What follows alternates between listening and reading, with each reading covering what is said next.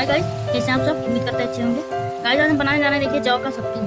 ये है जौ का सत्तू। जौ को पहले भूना गया है, भून के फिर उसमें थोड़ा सा चना भी भून के मिलाया गया है, मटर भी भून के, फिर उसके बाद उसको पीसा गया है। पीसने के बाद देखिए इसको हम चलनी से बढ़िया से चाल लिए हैं।